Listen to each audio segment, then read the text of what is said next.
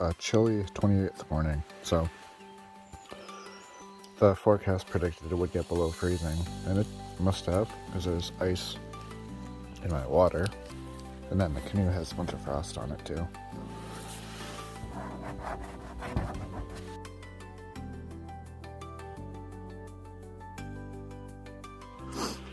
Right now, this is where I started.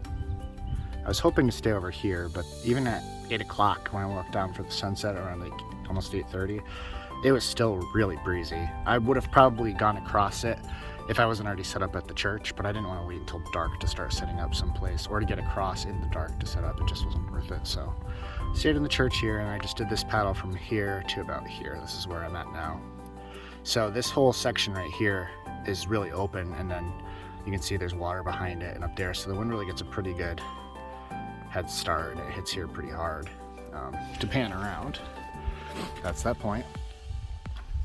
It looks super calm now, and trust me, it wasn't crazy, but hopefully you can see the water's moving. Like, for example, when I was on Champlain, I didn't see any water rippling until almost 11, and it's barely 7 now, so it started earlier up here today.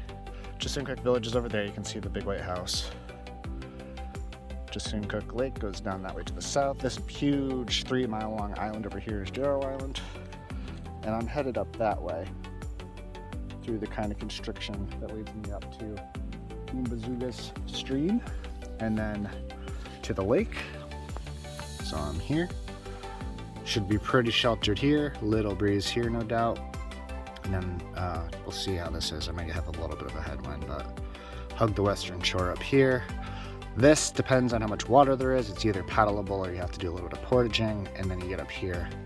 And this is the big to-do today, the mud pond carry. There's a couple of deer enjoying the sun on the shore over here. I don't want to get too close. I'll let them enjoy their morning. Annoyingly enough, the wind pushed me, so I'm pointing right at them. I'm sure they know I'm staring at them now, so. Good morning, deer.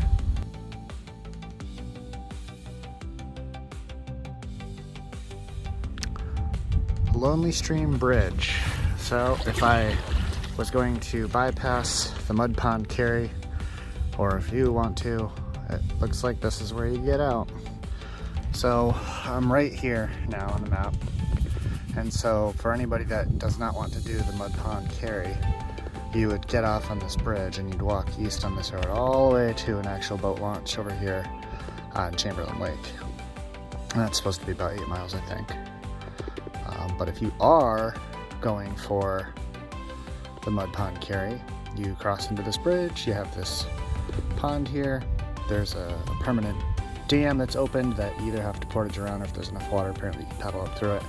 And then you have this short section, which will probably be pretty windy, but at least it's short. Maybe hug this shore and then cut right across. And then here you have the infamous mud pond carry. So I'm gonna go for it. I'm sure it's going to be type 2 fun. I can almost guarantee I won't like it during it, but I consider tough stuff like that sort of a rite of passage for the trail. Not that you have to do it, of course. So the stream isn't super duper dry, but it's pretty low. I doubt I'll be able to paddle up it with the amount of current, so the boat's right on the other side of that crest. So knowing that I've got the mud pond carry coming up very shortly, and that this is probably going to stay pretty shallow with this current, I think what I'll do is probably bring the boat over here and actually get into my wading boots and my waders so I can hop in and out and trek through this as I need to.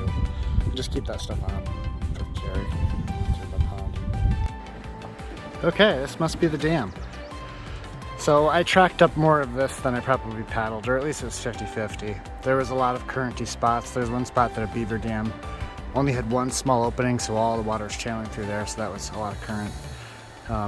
The map shows it being this big wide pond thing that you're going through, but it's a windy, snaky river stream the entire way.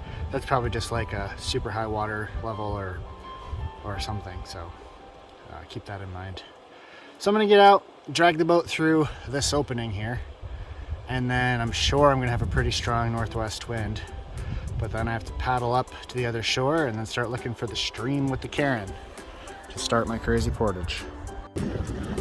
Here's the very beginning. So the other couple has already taken all their stuff through. That's why my boat is so awkward, because I'm sure they didn't assume anybody else was going to be landing on this beach, but they were right there. So this is how easy it is to miss this thing. So,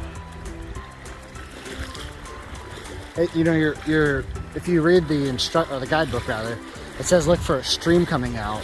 But that is way smaller than I was picturing. If those other guys, like I was looking pretty hard and maybe I would have seen this cairn.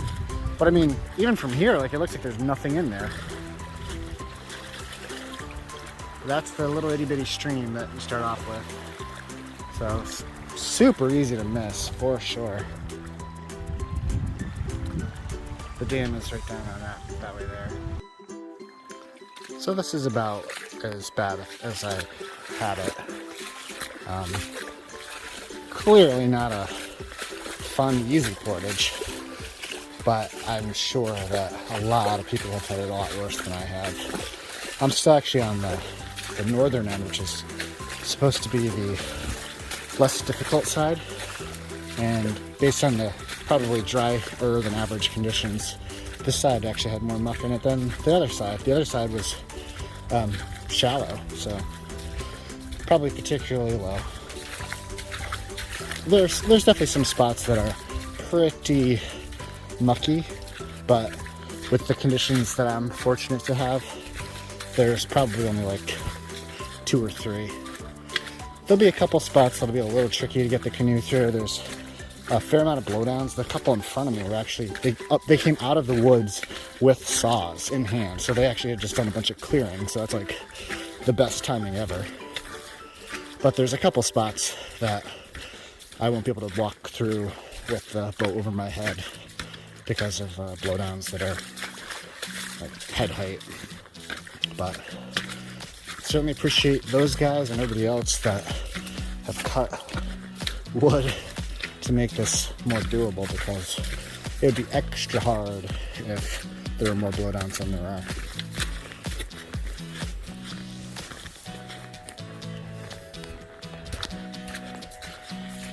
But you got the gist. This is what it's like for essentially close to 2 miles. Here's another view of kind of like the worst of what I have to deal with. It's about ankle deep right here. The ground's pretty solid underneath. There are definitely muckier spots than this. I'm very glad to have these wading boots and waders, so my feet are staying dry through all this. So that way my socks will be dry after. And then, of course, my dry shoes that are in my dry bag at the other end already. So, yeah, I'm sure these are nicer than normal conditions. Okay, moose number 5. I've got a boat over my head, but this cow is crossing this logging road.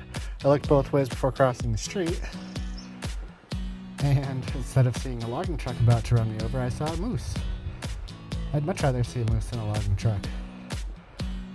They're such cool creatures. It's ridiculous as it is. They're like legs and body shape kind of remind me of my dog. I miss him. I'll see him in 6 days.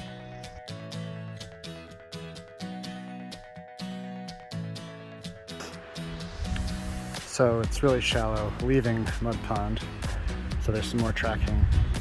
But the 2 people in front of me that are, from the sounds of it, pretty avid fishermen, mentioned that all these little guys here are salmon.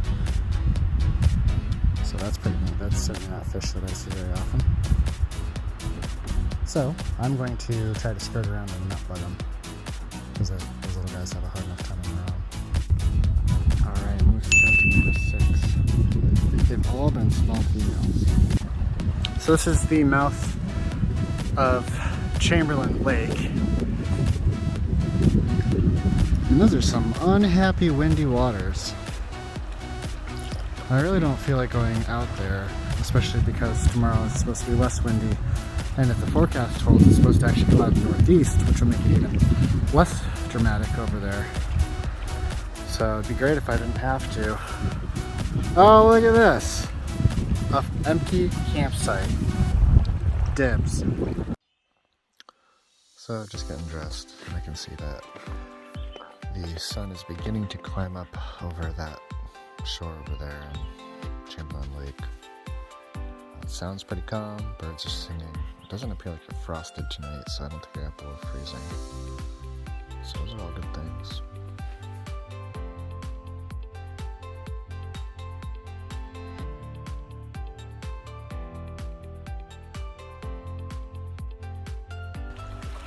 All right, it's about 5:30, leaving Mudbrook. This is Chamberlain Lake and the sun has just risen. It's pretty chilly, but definitely not as cold as it was last night or yesterday morning. The waves that were screaming down lake when I got here from our current left to right are not doing that. If anything, there's a breeze pushing them the other way, which is really more than I could have ever imagined, because it's still supposed to be a northeastern wind today.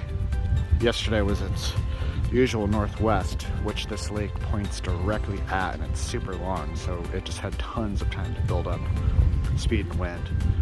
So if that's true, I'll have a baby tailwind, which is like a super bonus, because all I really wanted was not those waves. So I'm in this for, I don't know how long for sure, 4-ish miles.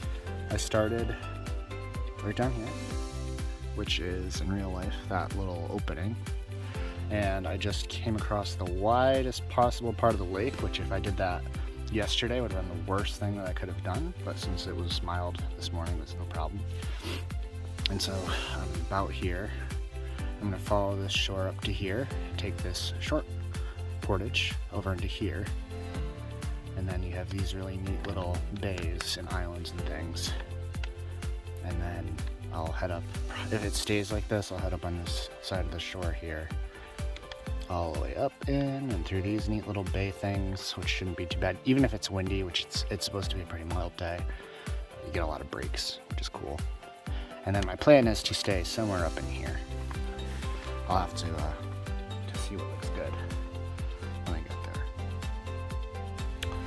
I made it to Allagash Dam. There's supposed to be a really neat vortex drain thing there, so I'm going to check that out. The lake is still wonderfully calm, just starting to come to life a little bit with a breeze, but it's been very, very manageable. So I'm going to go check out this dam and then portage on over right here into Eagle Lake. So here's the vortex on the Allagash Dam. I think based on the shoreline, the water is probably lower than normal because it's not doing a whole lot of vortexing, but I could imagine if there was a lot of water raging down that, or if the dam were open, that could be pretty impressive. Sure is a big grate. I'm in the furthest south bay of Eagle Lake, so this is Pillsbury Island with those two sites on it right there. That's the way I came in from, and it opens up to a big bay up there as well. So to put that in perspective, I'm right about here-ish, looking at these two sites. Churchill Dam. So this is what they open daily to allow for the Chase Rapid run. And there's a ranger station over there that I'm going to go check in with and ask them about the conditions of the river. And this is the way we came. I caught this beautiful, tiny little trout and an emerger. And I don't want to have it spend much time out of the water, so I'm letting it just kind of swim. I'm going to take the hook out in just a moment. It's a beautiful fish, little guy.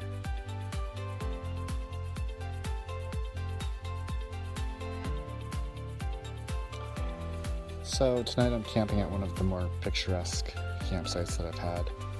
Probably the whole trip, but certainly lately, where it's a very calm, beautiful Lake Churchill. Getting later in the day, it's probably around 7:30. The water in this lake's been really calm all day. There's been some breeze, but never any real waves, so sun's about to go over the horizon. Some folks saw it move right over there the first time that I came through. So I paddled past this. The Churchill Dam is about a mile to the north of me, and I went up there to go check in, ask some questions. I tried to see if I could talk the guy into letting me charge electronics, which he politely said no. Got my food up there. This is the Jaws campsite, and there's actually at least 3 other of these picnic table tarp things. There's at least 2 or 3 more that way, and there's at least 1 off that way.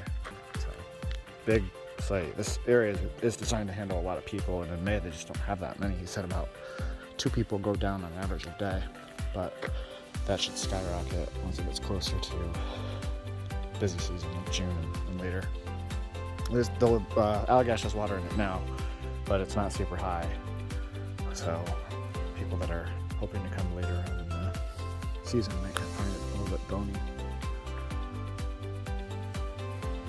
Very pretty, and this is certainly the last lake of its size that I'll see. There's only like 2 or 3 more little baby lakes in there in the river section, so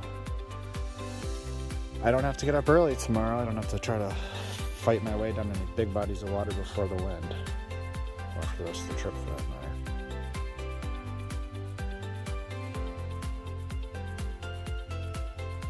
All right, good morning. Not so far from noon of Sunday the 30th, day 30.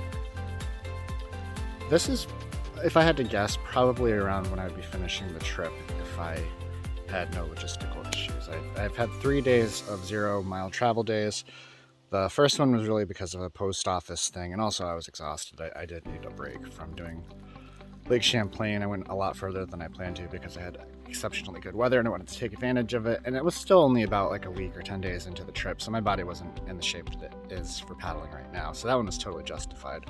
The other 2 were purely because I had time that I had to eat up, so I spent 2 days in Adian Pond not traveling at all, which was enjoyable. At the time, it gave me kind of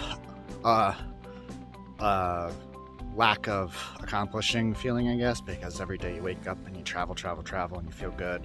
So spending time off has never been something that I'm good at during trips like that. But anyway, so if you took those 2 days away, and then you imagine being able to try to do the Allagash at a faster pace, I'd probably finish this trip in 30-ish, 31 days or something like that. But instead I've got a few more days to burn, and my strategy is to enjoy the Allagash fully. So no more getting up crazy early to beat the wind. I stayed up past dark last night for not long, like 20 minutes, with a headlamp in my tent reading a book that I got from the Chesuncook church. So I've been really enjoying that. So it's probably about 10:30 right now. So if you think about yesterday, I'd already been on the water for 5 hours. Yeah, so pretty crazy, but this is what the rest of the days are going to look like. Taking my time, trying to do some fishing for real. I always say that, but actually getting out of the boat a few times throughout the day, because I'm pretty much restricted to 15-mile days if I don't want to just blow through this all and have to sit at the end, which I really want to do. I'd rather just spend the time in the Allagash. The goal today, it will be slightly dependent on where the 4 parties, at least, ahead of me, that I'll no doubt already are on their way downriver, where they ended up taking for sites, but somewhere either right before or right after the long pond, long pond, I think, dam, because it's a very short portage, so it'd just be kind of nice to get onto the other side of that, so I don't have to do that first thing in the morning. Not that it's difficult with my gear, but just to get that out of the way. One last look around at the beautiful main Jaws grassy campsite. Beautiful. The wind is coming out of the east, so it's actually pushing me slightly towards the dam. So it's a nice farewell to the last lake of its size.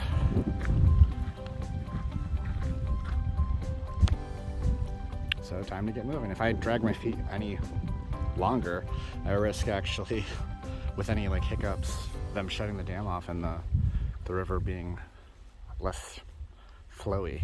So I don't want to do that.